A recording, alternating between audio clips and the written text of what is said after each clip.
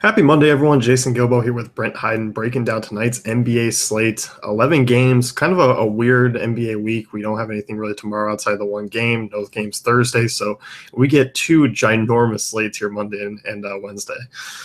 Yeah, we do. It's a little bit of a headache having slates this big because there is a lot to break down, and of course the news is going to be fast and furious right around lock. Luckily, we're already getting some news today. Not news that we wanted to get, but hopefully we can sort through it and break down the slate so everyone can make some money going into Thanksgiving. Yeah, I need some Black Friday cash. That's what I need. Do you kind of when these things happen, or do you look to kind of build like maybe a tentative lineup kind of both ways depending on some of the major injury news? Yeah, I really do. Like, I try to build lineups very late at night, the night before, or early in the morning. And then, like, if I like my lineup then, and some of this injury news comes out, and there's players in my lineup that are affected by that, I'll obviously pivot. But like, if I like a bunch of the players I already have, and all this injury news comes out and opens up all this value, people are going to tend to flock to that, and then they're going to ignore the plays that everyone liked earlier on in the day. So sometimes I won't even change my lineup unless like it happens to be someone like Embiid is in my lineup and he comes out as questionable or something like that. Yeah, because I just, today kind of already feels like it's going to be those one of those days where we're getting that news kind of throughout. John Wall, Joel Embiid. You got obviously the Memphis guys. Like it's just kind of we've been kind of going through it the last few days where you build a lineup and then it could change 4 hours later. And yeah, it's a good point on what you said about all the people flocking to basically what becomes the chalk value. Yeah, and what's the chalk value at the start of the day becomes non-chalk at the end of the day because everyone flocked to these guys that are filling in for injuries, and then a lot of times you're getting still cheap value starters and people like that are just going to go overlooked. Yep. Let's get into it here. Cleveland and Detroit, 215 total. Cleveland's obviously a team we've just really been wanting to attack. Detroit's been pretty solid offensively, but obviously when you have LeBron coming into town, it's always going to be trouble. On this Cleveland side tonight, who are you really kind of looking at? I mean, obviously LeBron's going to be a guy who plays heavy minutes. His usage rate is through the roof. But I don't really have a ton of interest in kind of anyone but LeBron here. Yeah, neither do I. Like obviously LeBron is going to be one of the best players on the slate pretty much every single night. It's really tough to ignore the usage that he has, the minutes that he's playing, and the performance and the numbers he's putting up. I mean, without Rose and Shumpert in the lineup this season, he's got like a 37% usage rate. He's averaging like 1.6 fantasy points per minute. Pretty tough to pass that up in cash games, especially because you're going to get a 45, 50 point floor out of LeBron, and at 11K, like that's something that I'll lock in cash games. I don't mind Kevin Love in GPPs, and other than that, like I'm not going to chase the Dwayne Wade 50-point game again. I'll let the field go after that one because it's just not going to happen. 9 times out of 10, it's not going to happen. So I'm not going there. Maybe J.R. Smith for cheap, but it's LeBron pretty much, and that's it. Yeah, I'm with you. Yeah, you mentioned Jarrett Smith. Like he's a cheap guy who's going to get minutes. It didn't have a great game against the Clippers, but generally he's a guy who's going to be around 20, 25 fantasy points. So I don't mind him. On the Detroit side, things are kind of interesting here because obviously the backcourt. We were talking about the Ish Smith, the Reggie Jackson. It's basically been pretty split where they kind of cut into each other's upside. We've seen a few upside games out of Reggie Jackson this year, but for the most part, it's kind of been around 25, 28 fantasy points, which isn't kind of really cutting it right now with some of these other guys going off. Yeah, no, it really isn't. Like, I don't mind taking a shot on either one in GPPs and hope that's like Reggie comes out and he puts up like 33 minutes, maybe 34. It is a back-to-back. And surprisingly enough, I looked last night and Reggie's actually been just a little bit better in games in back-to-backs this season. So you could obviously look there. You want to attack Cleveland here. Their defense is absolutely atrocious. But I don't know. We were talking about it beforehand, and there's a few guys that are a little bit cheaper that I think are decent, like 2v2 pivots off those guys. And you're probably going to get a little lower ownership. But if I were to pick one of the two for cash, I think I would actually go with Ish Smith.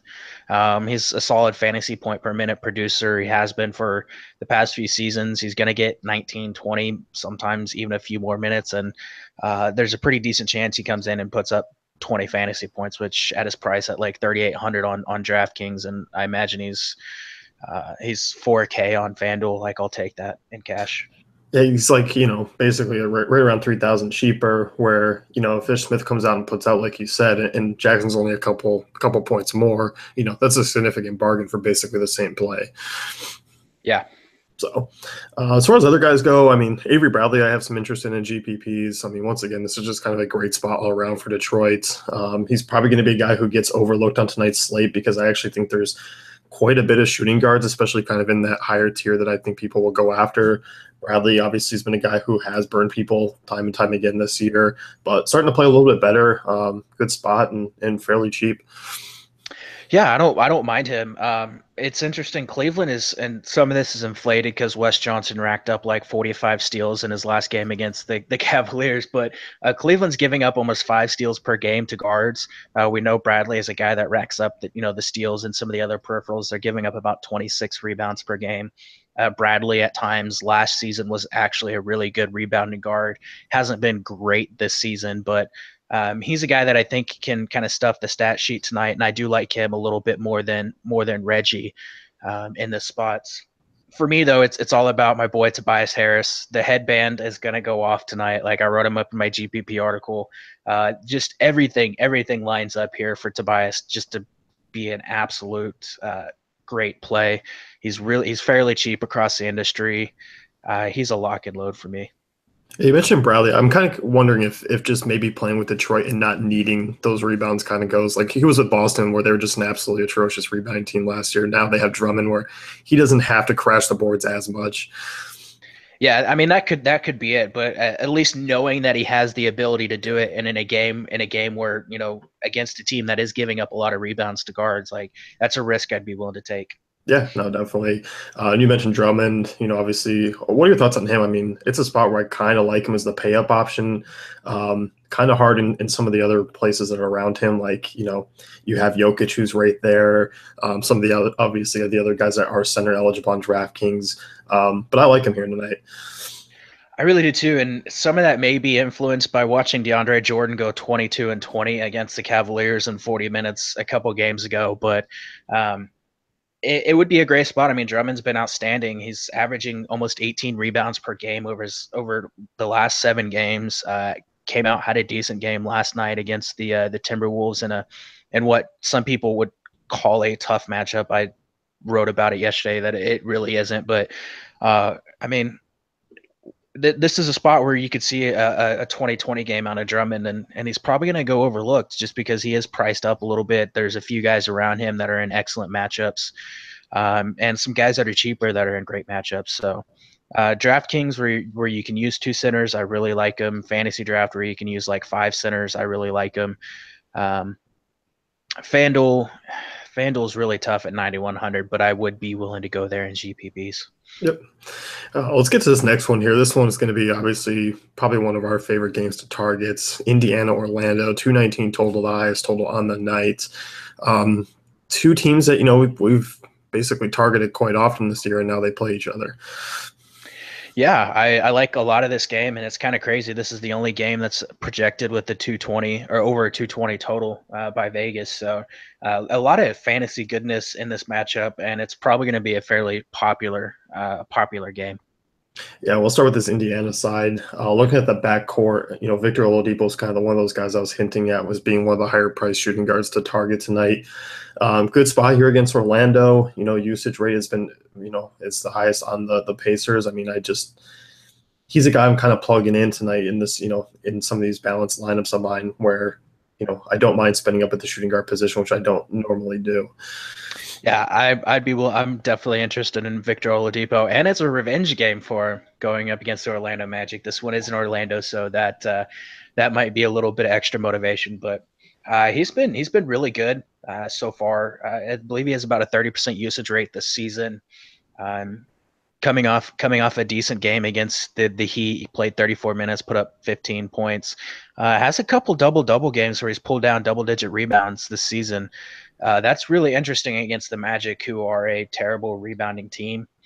I think this is an excellent spot where he could come out and have an upside game here, and at 7,600 on DraftKings and 79 on FanDuel, like I'm definitely locking him in.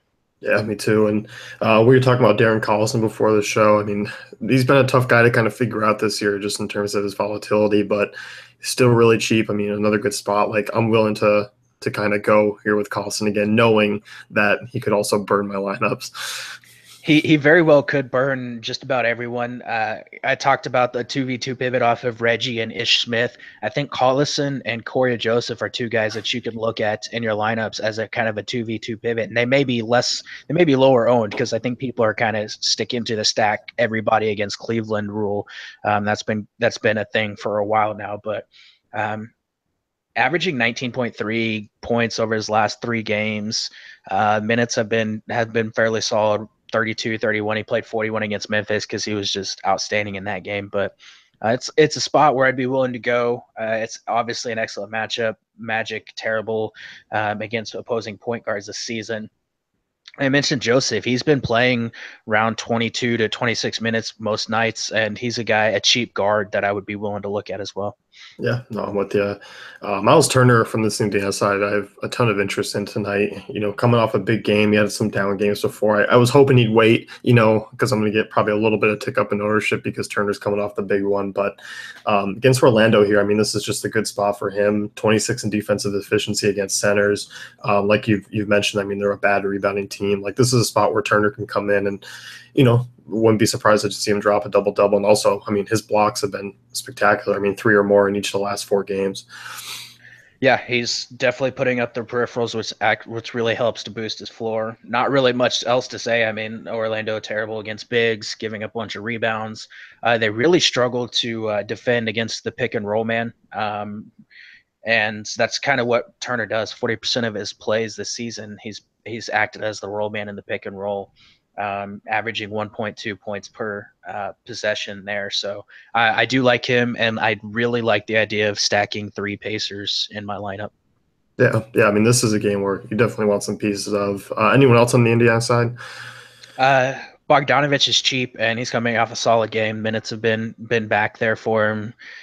They're basically kind of just rolling, like whichever one of these small forwards, whether it's him or Lance Stevenson gets hot, they're kind of rolling with him, and he's been hot recently. Back-to-back games over 20, or 3 straight games over 20 fantasy points, coming off 26 points last game. So I'd be willing to take a shot on him as well. On the Orlando side, obviously a team that's kind of, fallen off a little bit here over the last, 10 days or so. Good spot for these guys. I think Aaron Gordon kind of stands out as one of my favorites at this power forward spot. Power forwards against Indiana has been something I just, been targeting kind of night in and night out. And he's been playing well. The only thing that bothers me with these Orlando sides is, the minutes have been kind of tricky. We were looking through basically the blowouts and what's kind of led to that. I just would like to see a little bit more run, but obviously that should happen tonight. Yeah, for sure. And that's something that may be talked about a lot around the industry today is that, these guys aren't playing a lot of minutes. But if you really look at it, 9 of their 16 games this season have been blowouts in one direction or the other, whether they're winning or losing. And that's going to skew these players' minutes drastically. So Aaron Gordon, just an absolute smash spot. I hate saying that, but that's what it is for him. He's posting up a lot. He's acting as a roll man a lot in this offense. Indiana can't really defend either one of them. Really just an excellent spot for him to bounce back because he's coming off a couple games where actually like 4 straight games where he just hasn't been that good. So really good spot for him to bounce back. And Vucevic is another guy I think is in a great spot. He's battling through some knee soreness, which apparently they just weren't going to tell anybody about for the past few games. But that news came out today. So that's a situation to monitor. I still think you can look at him in GPPs, and he does have a very, very high ceiling in this game. As far as like the backcourt goes, I mean, I don't have a ton of interest. Like, Elfrid Payton's obviously been a guy who has, shown some upside, but, he's suffered from a little bit. Like, I don't know if he's fully quite healthy yet either. I don't mind him in GPPs though tonight because it's actually not a bad spot, but nothing more than maybe like 1 or 2 if I'm building 20 lineups. Yeah, I mean, GPPs is the way that I would go. The concerning thing is, you mentioned Alfred. He just came back, from a hamstring injury. They sat him on back-to-backs. They were limiting his minutes. Like, I think they're going to be careful with him and Augustine, who just returned last game. Like, they have 3 point guards there that they can use, and they have Simmons that they can use at the point as well. Like, I just don't see them relying on him for extended minutes until they're sure that he's back to full health. Right. And as far as guys like Terrence Ross, Evan Fournier, any interest in them? Fournier a little bit. Terrence Ross is okay for cheap, but it's Terrence Ross, and you just never know what you're going to get with him. I would stick with Fournier and maybe Jonathan Simmons. Utah, Philly. Obviously, we got some news in this one that we have to talk about. Let's start with the Jazz side here first. Obviously, Derek Favors has been a guy to kind of basically target over the last, since Gobert has gone down. I don't mind going back to the well here at his price. I know it's up there, but he's just going to continue to produce in these spots. Yeah, he really is, and I'm so mad at myself. I hopped off the Favors train over the weekend, and of course he comes out and just puts up like 40 something fantasy points in less than 30 minutes. I wouldn't project him for a bunch of minutes. Obviously, it's Derek Favors. He's injured pretty much every single year, and he can't play a lot of minutes most nights. So that is a little bit of a concern. It is an excellent spot for him. People that are like looking at the DVP will look and see, Philadelphia is pretty good against power forwards, and they may not realize that that's not what he is right now. He's their center. He's slid down to the 5 spots. And if Embiid sits this game out, like, there's going to be a lot of extra rebounds and a lot of lack of defense in the paint, and he should just absolutely feast tonight. Yeah. I think, when we jump around here with the Jazz side, like, it really kind of goes back to Donovan Mitchell, Rodney Hood as, 2 of the higher usage guys, 2 of the better scorers on this team, where I think that's kind of where I would next to look at this Jazz side if I'm playing anyone. Until Rodney Hood at 6:30 has to go to the bathroom for 2 hours, and this is the game, of course. There's a lot to like with Rodney Hood tonight. And it hurts so much to say that. Like, he's obviously coming off 2 of his last 3 games have been outstanding. He put up over 30 points in 2 of the last 3. He's been so up and down. It's really tough to trust him. But going up against a Philly team that really not playing a ton of great defense this year, giving up 110 points per game, allowing opponents to shoot 44% from the floor. They struggle to defend the pick and roll ball handler, which is, surprisingly enough, Hood is operating as the pick and roll ball handler 33% of the time this season, giving up a decent amount of rebounds to guards. I mean, everything lines up for Hood to actually have a good game. And like, I think you can only use him in GPPs, because you could get the really bad Hood game, or you could get the really good Hood game. One of those 2 things, like, there's not going to be a middle. It's not going to be like he comes out and puts up like 30. It's either going to be like 40 plus or 25. So I'll take him in GPPs. I won't use him in cash. You can use Donovan Mitchell. Obviously, the usage rate is there, and he's been outstanding for the majority of the season. Unfortunately, if Hood goes off, that means Mitchell's probably not having an outstanding game. So that's a little concerning. Mitchell probably the cash game play for me. And I don't mind Ricky Rubio if word comes out that he's going to play normal minutes. Yeah, I definitely don't mind either. Mitchell had his worst shooting game of his career, 3 for 21 last time out against Philly. Definitely looking to revive that. Like, he's been really solid. Picked up obviously more of a peripheral stats role with Rubio out, but with Rubio back, like, he's another guy I just don't know if they're going to play like close to 30 minutes tonight, because maybe they don't need to, because they are so guard heavy. Yeah, it's something to keep an eye on. Obviously, I mean, he's kind of coming back from that injury. He sat out 1 game, and then they monitored his minutes. He only played 16. If they say that they're going to keep an eye on his minutes again tonight, then that would definitely secure Mitchell's role a little bit more, and I would be more interested in him in both formats. But I still think he's an excellent cash game option tonight. And on the 76ers side, I mean, we got news a little while ago. Joel Embiid questionable, Rashawn Holmes questionable.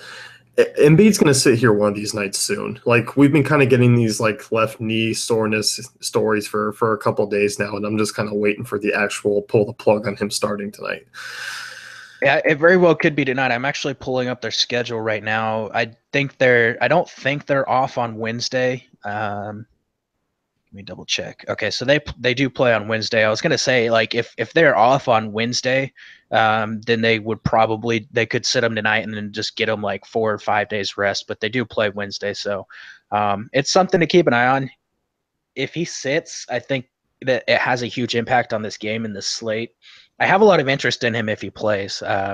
Obviously, we saw him have some knee soreness prior to what was it, the Lakers game. And he comes out and he puts up 90 fantasy points. If he plays, I'm definitely interested. If he sits, it really, really kind of changes the entire scope of this slate. Yeah, it really does. We were looking at Sarge kind of either way. Obviously him, Robert Covington, Ben Simmons, kind of more the just not secondary guys, but the other starters. It's kind of like the Golden State situation when you see one of them sits, like you just kind of more flock to the other starters. Like that's kind of how I'm treating the 76ers.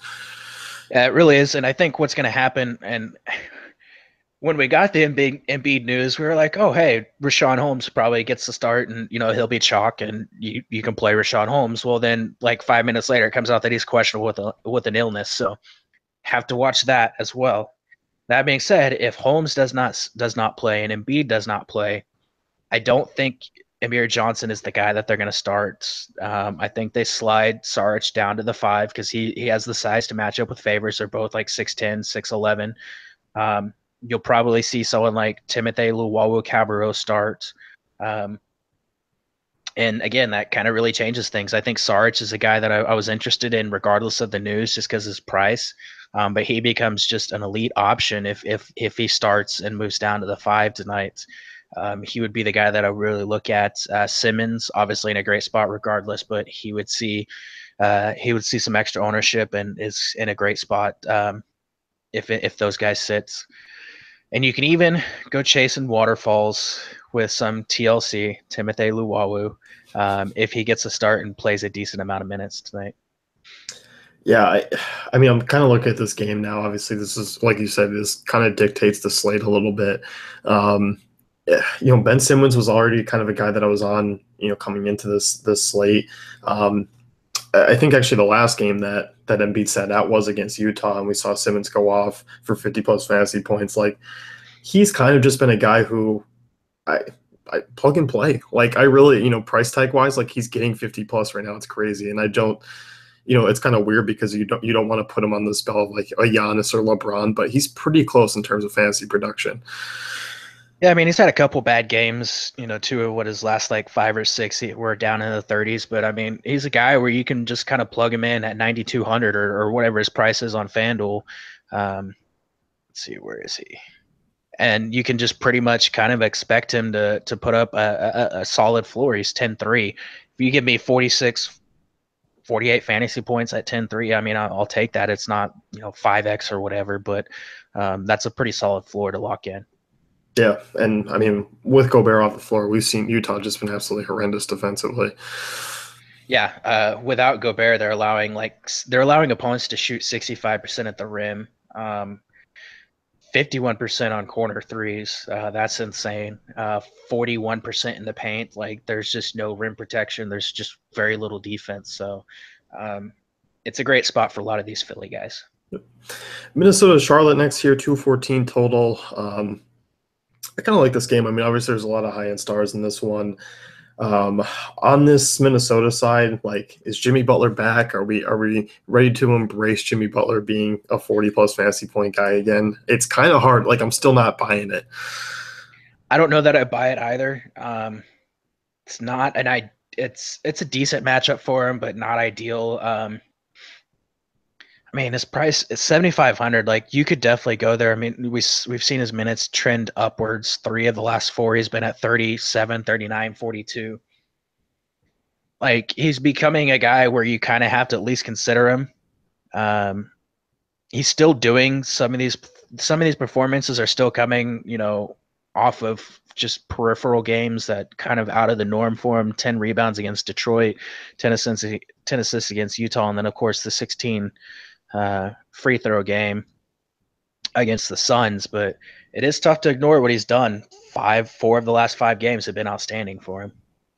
And he's getting steals too. I mean, 10, 12 steals over the last 4 games. Like those are part of the peripheral stuff that you've been talking about. Like the DK price is awfully intriguing, 7,500.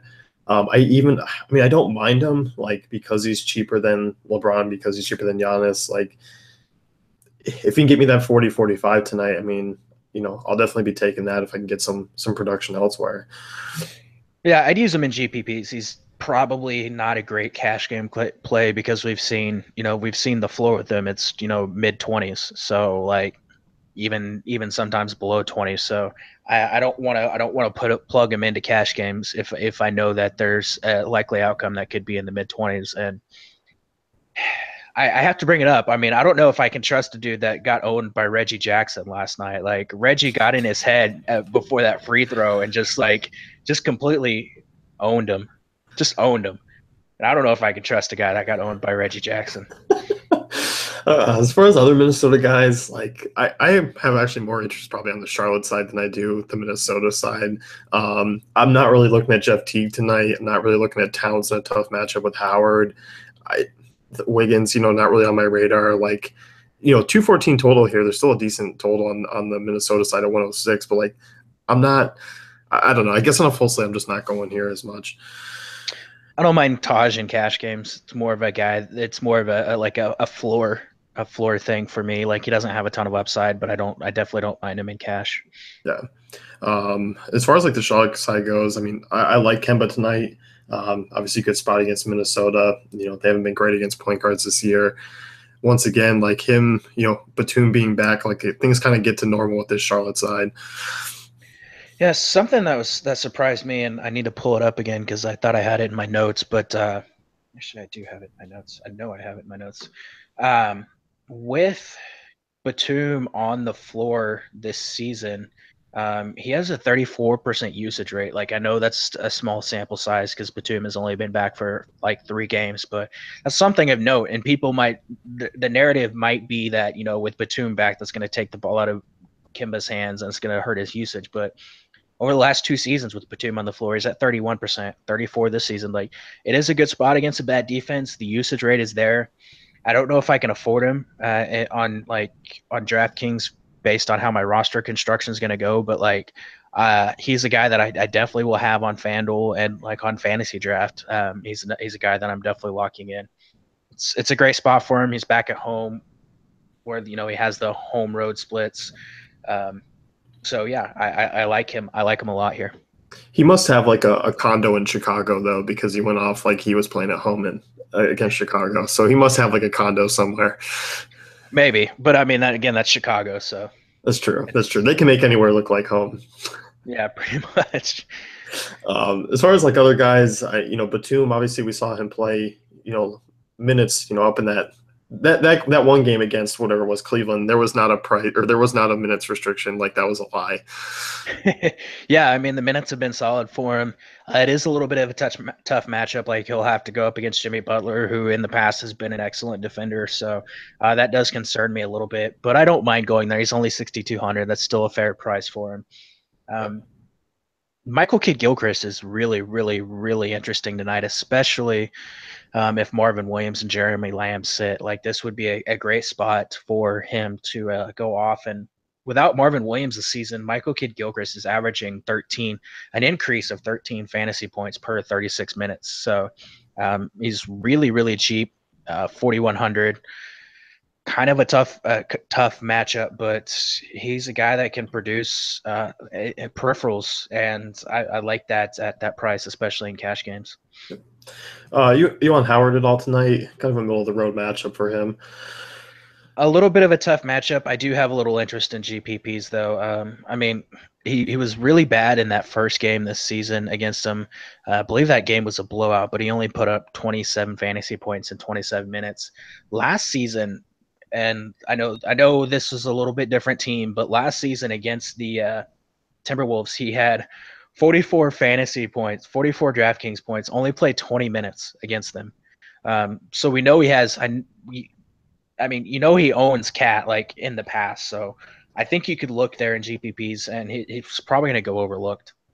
Like I really like him on DK at 7,000. Like that's a nice price tag for him. I mean, he's only 75 on FanDuel. Like I kind of like Myles Turner a little bit more at the same price, but I mean, he's fairly cheap in terms of other center options.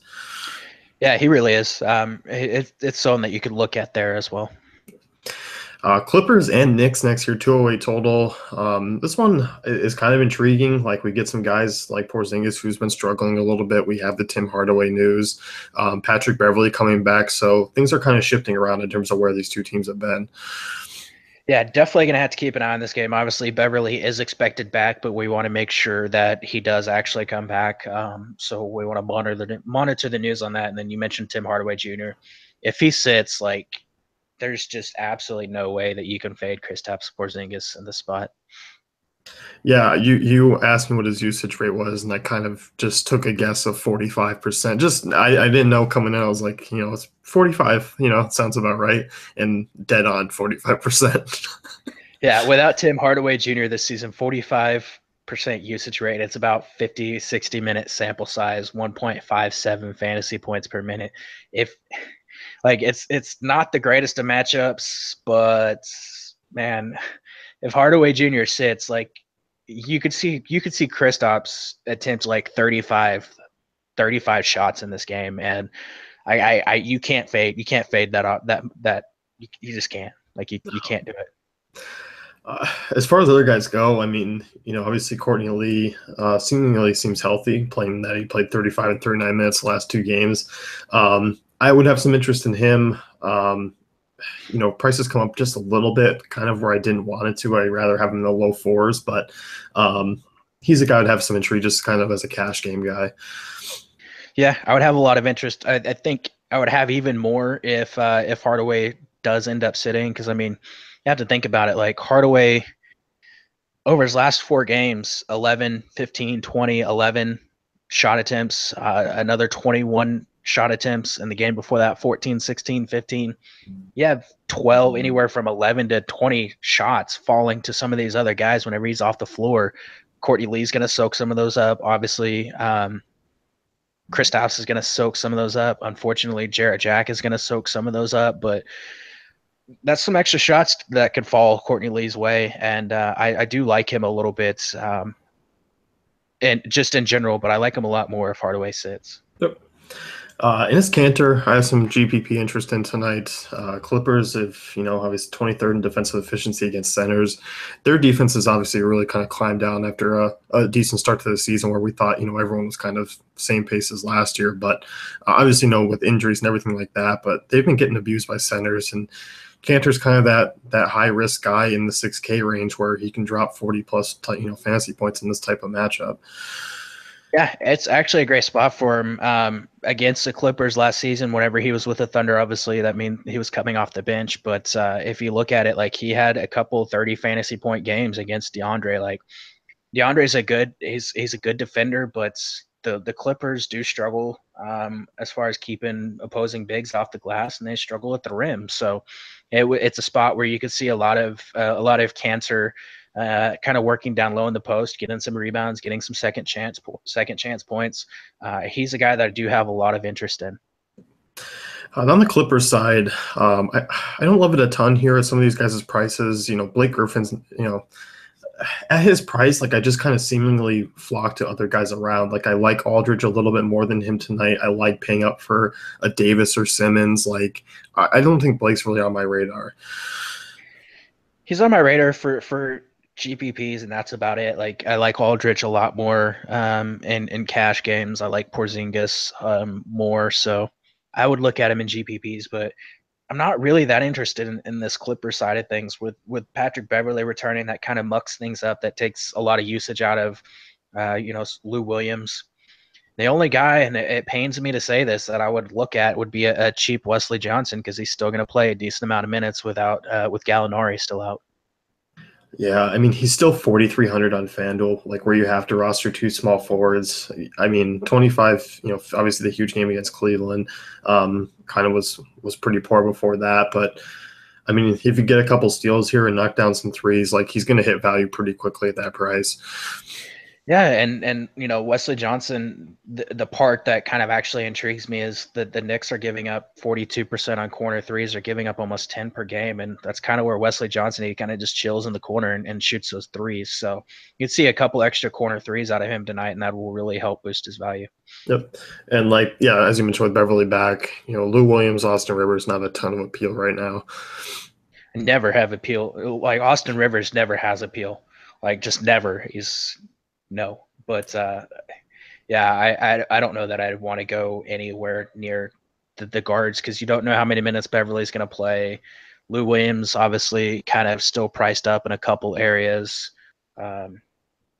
Again, Rivers is terrible, and they're kind of just Thornwell. It's no. Yeah. And I guess DJ, any interest in him tonight? Not really. Knicks actually decent against opposing bigs. Obviously, Cantor being an excellent rebounder hurts. They limit rebounds. They limit points in the paint. They're a good rim protecting team, so not really looking to go there either. OKC New Orleans here, 213 total. This one's an interesting game because obviously we have five top end like fantasy options in terms of production here, and we got some price discounts as well. I know you were looking at Anthony Davis that jumped out to you. Yeah, I actually wrote him up as a GPP play, and he said he will play. He's got that orbit contusion. But he said he's going to be good to go. Obviously, there's injury risk because someone could just like poke him and the orbit, and he'll probably go to the locker room for like a quarter. But if you're looking on DraftKings, he's 9,800. I realize he's coming off a couple bad games. One of those obviously was shortened by injury, but 9,800. Are you kidding me, DraftKings? It's Anthony freaking Davis. Like, come on. There's like I can't fade him on DraftKings at that price. And he's obviously in a tough matchup, but like Carmelo Anthony is gonna be defending him. He's got like 5 inches on Carmelo Anthony. There's no way Melo can stick with him the entire game. Like, I don't see how he doesn't come out and have like a 55 fantasy point game in this matchup. Well, the joke's on you because at halftime, he's going to be walking down the hall and a t-shirt gun is going to hit him right into his orbital bone, and he's going to be out the rest of the half.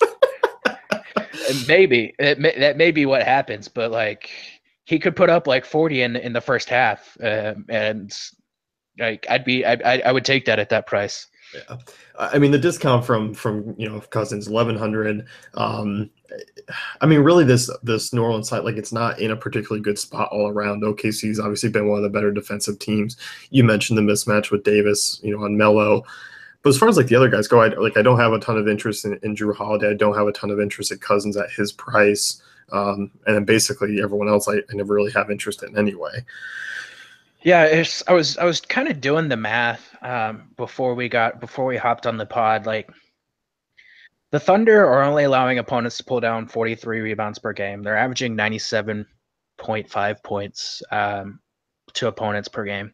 Anthony Davis roughly is accounting for a quarter of the Pelicans' points this season and a quarter of their rebounds this season. So if you do the math, you could kind of roughly project him to pull down 12 points or 12 rebounds and put up like 24 points.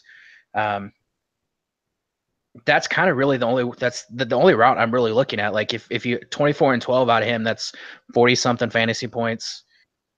Where the rebounds and the points are coming from. It's Davis and Cousins. I don't want to pay that much for Cousins, so it's Davis, and that's pretty much it for me. Yep, I'm with you. And on the OKC side of things, I mean, Westbrook's also what it does. Like, he's 9,800 on FanDuel. Like, that's the first time I've seen him under 10K in a long time, or hell, he's been over 11K for most of the last year and a half. Like, obviously New Orleans has been decent against point guards this year. Westbrook's a different animal. But we've kind of seen just a little bit more limited Westbrook in terms of the peripheral stats. Still think he has a decent floor at that price. Like he's probably going to get you around 40 to 45 fantasy points, but I still don't know if he's quite worth it. Yeah, just to interject 1 second, because we do have a little bit of an update on Joel Embiid. He said, "My whole body is a little bit sore, but I think I should be playing tonight. If I feel good, I'll play. It's not on them, the Sixers. I think it's more on me." So he says if he feels good, he'll play. So that's our news update on Embiid. But back to Russ. That price on FanDuel really tough to ignore. The Pelicans are one of the worst teams in NBA in defending isolation, and we know Russ, Mr. Hero Ball himself, Mr. Isolation. Carmelo, another guy that basically a strictly isolation scorer. One of these guys is going to have a good game. It's between Russ, Melo, and PG. I think you take I think you can take the risk on Russ and in cash games and GPPs. Like this could be a decent ceiling game for him. I want to have some exposure to Paul George and Carmelo in a few spots. I don't think you can use either. I don't think you can use George or Melo in cash, but you can use them all in both in GPPs. That's kind of my take on it. Like it's just really tough. There's so much your turn, my turn going on with this team that it's tough to trust any one of these guys in cash except for Russ, because the offense basically does start with him every single possession. And you look at George's minutes, I mean, through the roof. I mean, he's averaging over 40 over his last 5 games. Like, obviously I think one of those was the overtime game, but I mean, still, it's kind of hard to ignore. Like he played 42 minutes against the Spurs last game, didn't play particularly well, but still ended up with over 40 fantasy points. I definitely prefer George over Melo tonight. I just don't have a ton of interest in Melo, just given the fact that I like a ton more power forwards, but I mean, I can see it in GPPs. Yeah, and I think one thing that George does have working for him, the Pelicans struggle to defend the 3-point line. They're allowing 39% on above the break threes, like 24 of those a game, which is a pretty high number.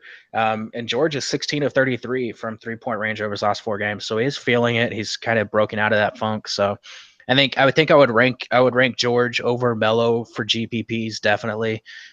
Russ over all 3 for cash games. Yep. And as always, we really don't need to talk about much else. Steven Adams kind of in a tough spot here. Just not that New Orleans has been great against centers, but I don't know. Not a lot to kind of go his way tonight.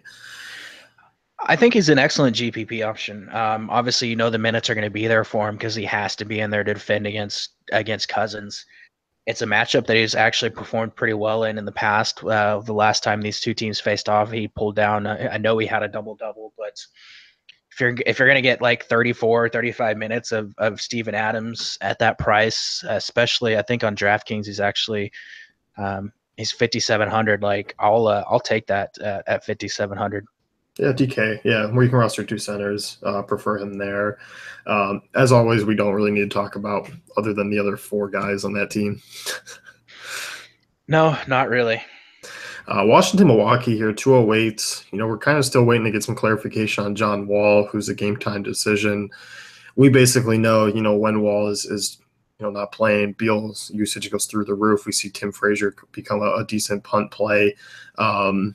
Which that would kind of hold to tonight. And I think even if Wall plays, I actually really like him as a GPP option. Yeah, I think obviously the John Wall news is something to keep an eye on, and no one's really mentioned it today, but after yesterday's game, Candace Buckner tweeted out that Otto Porter had his hand, I think it was his left hand, wrapped. He said he would play tonight, but that's something to keep an eye on as well. That could have a pretty big impact on this game. But if John Wall sits, Bradley Beal is just a lock and load for me. Like I know it's not a great matchup against the Bucks. They do defend opposing guards pretty well, but I mean he has a massive usage rate. It's like 38%. I don't know how you can fade him in this spot if John Wall sits out. Yeah, it would be extremely tough. As far as other guys go, like any interest in Porter, like you said, even with the injury concern, or Oubre or Markieff Morris. A little bit of interest in Porter, assuming that hand is good to go. We like targeting wings against the Bucks, and Porter fits that bill. Markeith is still cheap enough to kind of look at, but his minutes are obviously still being limited, and this is a back-to-back, so they could just kind of come out and say, hey, we don't want to play him tonight. If that happens, you could see Oubre start moving to the starting lineup, and he would be an interesting play, but a lot of the analysis for this game comes down to whether Wall plays, whether Porter plays, and whether Markeith plays, and everything that we say right now could be completely void if all of that, if any of those three things actually happen. Yeah, I prefer the other Morris brother if I'm picking between the two tonight. Yeah, I do too. But again, it's kind of a decent spot, but a lot of it just really, really depends on what happens with Wall. Because if Wall sits, Morris does have a 32% usage rate, so it would be tough to ignore that. But again, with this being the first back-to-back that he could play in tonight's, that could change things if Scott Brooks just decides I don't want to play him.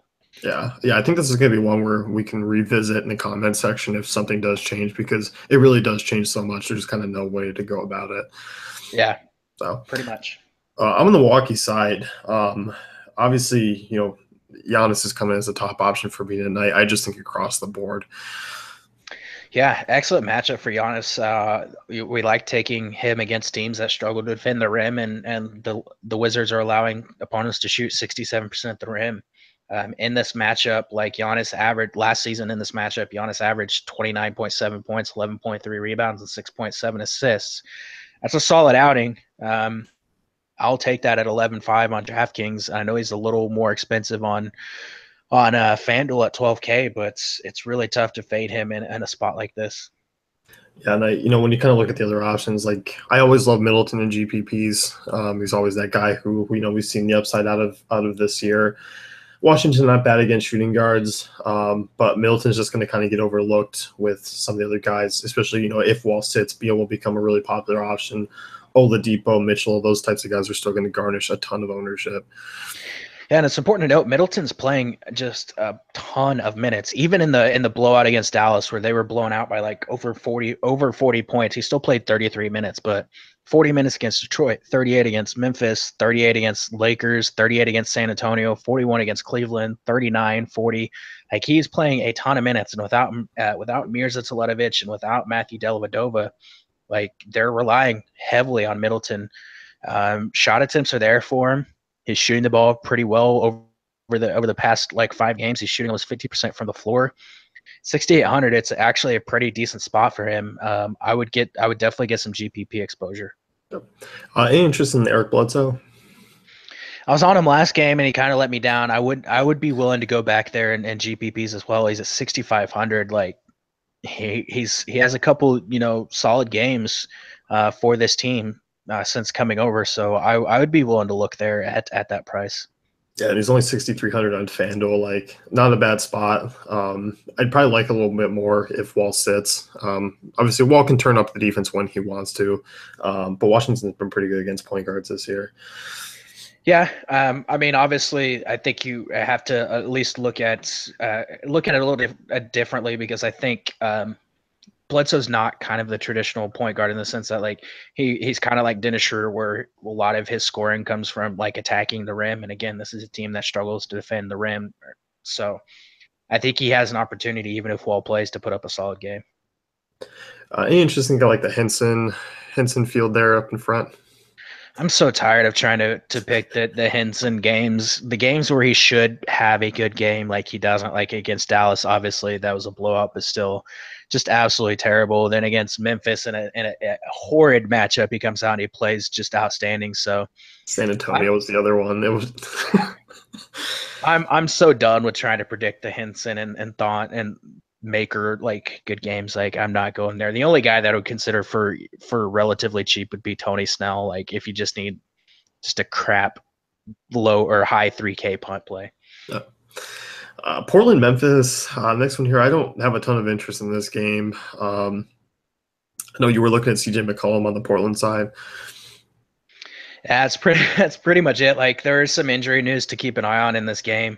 Obviously, could open up some value if Tyreek Evans sits with Mike Conley already out. We're getting Mario Chalmers starting. I don't have interest in anyone really from Memphis. Like if Evans plays, you could use him in GPPs, but like I don't really want to go there. And even if he sits, like there's not a whole lot of guys that I'm just that interested in. Like it's just a terrible matchup. Portland's defense pretty darn solid this season. They're holding opponents on a lot of opponents under 100 points. Like it's really not much to like from the Memphis side of things, and on the Portland side, like CJ McCollum, excellent spot up shooter. Memphis struggles to defend spot up shooters. He's been kind of shouldering some of the offensive load with Lillard continuing to struggle from the field. So he'd be the guy that I would look at. Like Lillard's probably going to get a lot of traction today at 8,300. That's a decent price. You could use him in cash games, but I just don't have a lot of interest paying that much for a guy that I don't think has a very high ceiling. Even like Memphis, bad on defense without Conley, but it's still they're just going to muck things up for this entire Portland side. Yeah, I really don't have any interest in anyone on either side. Marc Gasol obviously is a guy we've targeted kind of over the last week or so, but tough matchup for him. I don't know if he really has that ceiling that we want, like we've seen over the last 2 games from him. I kind of see another game like basically what he did against Houston. I could see a 15-9 type of game, and that's about it. Yeah, just not. I don't think we see 40 plus fantasy points out of him, and it's not somewhere that I'd be wanting to go tonight. And he may be someone that gains a little traction because people have the misconception that without Conley, he sees a bunch of extra usage and gets a bunch of extra fantasy points, and he just doesn't. Like he is Conley splits neutral, like within like 1% usage rate and just a couple fantasy points per game over the last couple seasons. He doesn't benefit. He doesn't lose anything without Conley or with Conley. So like I'm just not going there tonight. Yeah. Boston Dallas, this is kind of another pretty average game for me. I don't have a ton of interest in the Boston side. Obviously I do like taking centers against Dallas. I don't mind taking point guards against Dennis Smith, but I think there are better options to look at than guys like Irving and Horford tonight. I just think it kind of gets a little bit spread out in terms of the production. And Marcus Morris is kind of the only cheap guy that I can consider just because he's playing right around 25 minutes and at a pretty decent usage, and he's flying around out there. Yeah, I mean, I don't mind taking a shot on Kyrie or Horford or any of these guys in cash games. I think they all have pretty solid floors given the matchup, but I don't think we see upside games out of either one of them. It's kind of tough to ignore what Jalen Brown's been doing. He's been outstanding the past couple games, averaging 24.5 points. He only has 1 turnover in his last 2 games, so you could look there. But like I don't have a lot of interest in anyone from this game at all. No, on the Dallas side, I'm just not targeting Boston right now. Like, especially on an 11-game slate, I just don't feel I need to use Dallas. Only guy that I would look at would be Harrison Barnes, and that's just because he's getting a ton of minutes. And that'd be about it. Yeah. Atlanta, San Antonio. I feel like we just took a big slide down in terms of what this slate goes. We have Memphis, Portland, Boston, Dallas, Atlanta, San Antonio. Actually, there's a few things I like about this game, so it's not nearly as bad as Portland, Memphis, or Dallas, Boston for me. Oh, I mean, the San Antonio side I like quite a bit. Like, I like Patty Mills. I like Pau Gasol. I like LaMarcus Aldridge. Like, those are, easily 3 really good plays in tonight's slate. Yeah, we talk about it all the time with Atlanta being a terrible rebounding team. They give up a ton of points in the paint. They can't defend the rim. Like this is an excellent spot for both LaMarcus Aldridge and Pau Gasol to come up and put up. You could see a 25-10 game out of Aldridge and then like a 12-10 game or something out of Pau Gasol. Like both these guys have double upside. We were talking about it before the podcast. Like what Pau Gasol is doing at the age of 37 is just absolutely insane. Like he's been really good for this team. He's playing a decent amount of minutes. Like I have a lot of interest here in Gasol for GPPs and cash. I really like LaMarcus Aldridge, especially in cash games. I think he's just kind of the guy that you plug in and you can pretty much expect like a 45-point outing out of him. He has a lot of upside given the matchup, but that's kind of where I'm looking at. You mentioned Patty Mills. I do like him a little bit. Kyle Anderson's cheap enough to consider and pretty much all formats as well. I like pretty much all the Spurs. Like everybody from the Spurs side is in play, even Danny Green. Oh, Danny Green's like my Deion Waiters, like my Rodney Hood for you. I don't like him. Like I hate Danny Green, but I mean, it's tough to ignore what he's done. I mean, he's coming off a 44-point outing against the Thunder. Like, he's going to shoot 9, 10, 11, 12 times against an Atlanta team that really struggles to defend every position. Like, I'd be willing to go there, especially in GPPs. Like, you could see a big ceiling game out of him tonight. As far as like the Atlanta side goes, like they're cheap.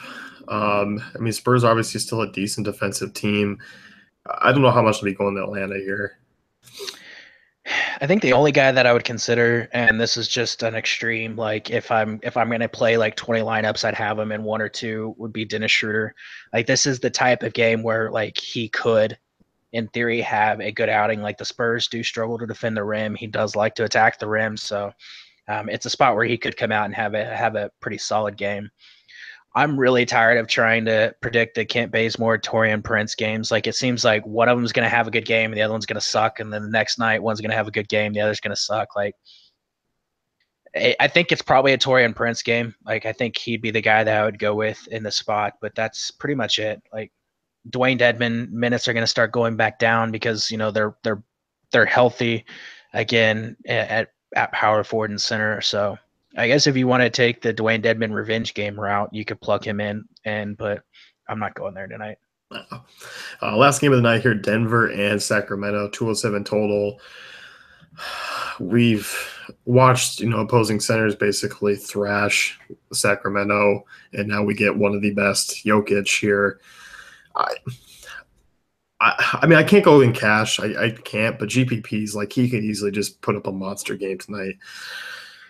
Yeah, he really could, and obviously with Paul Millsap listed as questionable for this game, you could see Jokic come out and even have a even bigger game. I mean, he's averaging without Millsap on the floor this season 1.44 fantasy points per minute. Obviously, he let everyone down yesterday getting ejected, but and it's such a good spot for him. Like, if Dwayne Dedmon can put up 55 fantasy points against this Kings team, like, Jokic could put up like 80 here. I have a lot of interest in him. Again, you mentioned not going there in cash. I think you can go there in cash, but like, GPP upside here for Jokic is insane. Ownership is probably going to be pretty high though.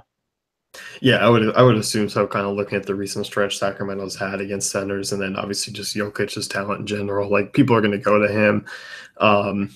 If I'm paying up at center, like, I think I just prefer Drummond a little bit more in cash, but I don't even see Drummond as really, like, I kind of just look at that lower tier a little bit. Yeah, I'm kind of hoping actually that people look at Jokic's game log and look at the Sacramento game and see that he only put up 22 fantasy points. He put up 22 fantasy points. He didn't score. Shot 3 times. Yeah, he didn't score a single point in that game, and he put up 23 fantasy point or 22 fantasy points. So that's not going to happen again tonight. Like, this is a great spot for him. Great spot. As far as other, Denver guys, the backcourt's always been a little bit tricky. We have Gary Harris back. I think this is an interesting spot for Will Barton here. He's back down in price. Like, he's only 5,500. This is a spot where I can kind of come in and see him come off the bench and get 30+ fantasy points. Something to consider. He may not come off the bench. He may actually start with, if Paul Millsap sits, they could move Wilson Chandler to the 4, play Will Barton at the 3. I would have a little more interest actually in him if he does come off the bench than if he starts, but at that price, it is really tough to ignore. Trying to figure out what Mike Malone is going to do to replace Millsap if he sits out is just, it's almost impossible. And you really can't use last night's game as a sample because they got blown out in that contest. So I think probably what happens, you see Wilson Chandler play the 4, you see Will Barton start at the 3. I have a lot of interest in Chandler if he does play at the 4. If they do slide him down, Barton, again, a great option. I prefer him off the bench, but you can use him. Jamal Murray, I really want to go back to Jamal Murray in the spots. Coming off, obviously, against the Lakers, a bad game. I only played 24 minutes, shot 2 of 11, but was just shooting the lights out before that. And Gary Harris. I'm a Gary Harris truther. I stand for Gary Harris. He's my dude. I will be locking him in a lot of lineups tonight, cash and GPP. Yeah, I mean, he's shooting really well over the last few games. I definitely don't mind him at his price tag. Like I said, Jamal Murray's been a guy. Kind of if he's on, he's on. He plays those bigger minutes, but if he's struggling, they've had no tendency to just kind of lock him away and put in Moutier or run some different lineups. So that's kind of the risk that I'm running with Murray. Yeah, he's a guy like Malone has talked about it. Like if Murray comes out and he's kind of pushing the pace and play with confidence, he likes to ride him. And if he's sluggish or not really shooting with any confidence, they're going to play Moutier. Like I think you can even look at Moutier in cash games. He's playing mid-20s most games, but he's producing fairly well. So I think you can even look there in cash games. Yep. Now on the Sacramento side, like we've kind of gotten a little bit of a flip with the guards. Like, we were targeting more kind of De'Aaron Fox. Now, we're kind of looking at George Hill here. Garrett Temple's picked up some starts. He's playing some decent minutes. He's like still a super cheap shooting guard. Like I kind of don't mind using those guys' options if you need to go that route. Yeah, a couple things to look at here in this game. Obviously, Buddy Hield is listed as questionable, so we need to monitor the status of him tonight. But Dave Yeager actually kind of changed up the starting lineup. He's starting Scala Bissiere and Zach Randolph next to each other, and then you have De'Aaron Fox and George Hill and Garrett Temple starting. I really do like this spot for Garrett Temple. It's kind of everything lines up for him to actually have a decent game. He's one of their best players in transition. He's one of their best players as far as shooting three-pointers above the break. Those are a couple spots where Denver really struggles this season. So Garrett Temple's a guy that I'm really, really targeting here at like 3,500 on DraftKings. George Hill, you could go there. I definitely don't mind that. He's actually looked really, really good recently, and he's actually playing a little bit better with Fox in that starting lineup. So I like those two guys at the guard position. I know you took a deeper dive into Willie Cauley-Stein, who come off an excellent series in Portland. Back over 30 minutes and back-to-back games, and tough spot here tonight. But he was in a really tough spot against Portland, who's been, excellent against centers this year. Yeah, he's coming off the bench, and they're playing him alongside Kosta Koufos, which has actually really helped his game. Like he talked about how comfortable he is playing alongside him, and how much he looked forward, like for the entire start of the season, was hoping to play next to Koufos. So he's looked solid. You mentioned coming off two excellent games against Portland, played 31 and 33 minutes, 42 and 36 fantasy points. He's shooting the ball. He double-digit shot attempts in both those games. His usage rate coming off the bench climbs to 27.6%, up from 19.1 whenever he was a starter. It's a good spot for him. Like I know it's a tough matchup, but Denver does actually struggle to defend bigs bigs on bench units. So I wrote him up in my GPP article. If he's going to play 30 minutes, he has 18, 20 point and then like 10, 12 rebound upside in the spot. Yeah. Well, that's it. We got through a 12 games or 11 game slate, and we got 14 to go in a little over 24 hours. Yeah, I might as well just start prepping for Wednesday slate now, because there's just going to be a lot to talk about, I'm sure. We just grab a case of Red Bulls and we'll get going. So yeah, there you go. Let's change it up here. Who do you think is the biggest disappointment tonight? Biggest disappointment tonight. I'm gonna go Damian Lillard. Oh, all right.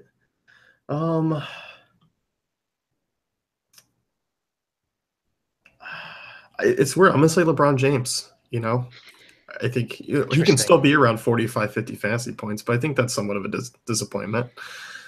Yeah, I guess I could see that.